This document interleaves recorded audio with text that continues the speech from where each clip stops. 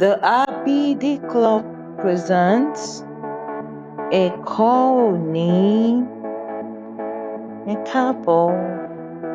Ẹ̀kọ́ tí a fẹ́ mẹ́nubà ráńpẹ́ fún ọjọ́ òní ni ọ̀rọ̀ àpọ́nlé, adverbs.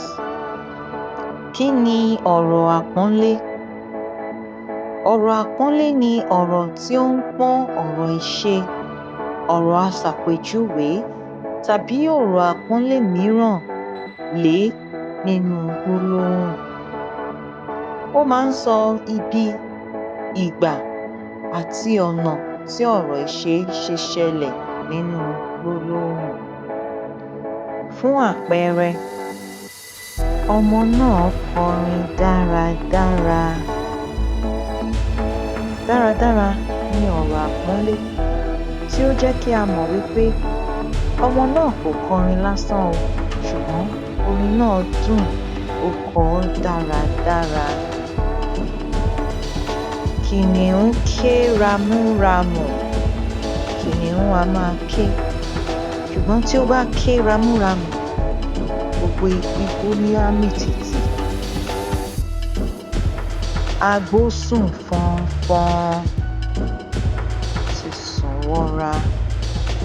Ó ń sùn, ṣùgbọ́n kò sùn lásán o, ó sùn fọnfọn, ti sùn wọra. Ó ń sunkún kíkorò. Ọmọ náà ń sunkún o, ṣùgbọ́n kò sunkún lásán. Ọ̀rọ̀ náà jẹ́ kí a mọ̀ wípé ẹkún náà dùn ún, ó sunkún kíkorò. Ìdánrawò. Kí ni ọ̀rọ̀ àpọ́nlé tí o rí nínú gbólóhùn wọ̀nyí?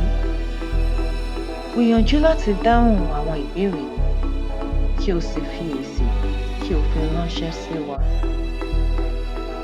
Okùn náà ń já pùtẹ̀pùtẹ̀. Ẹ ṣé púpọ̀ púpọ̀. Eré máa bẹ̀rẹ̀ nísìnyí. Tọ́, a ò rí jù báyìí lọ fún tòní. Tó bá tún di ọ̀sẹ̀ tó ń bọ̀, ká tún pàdé o. Ire o.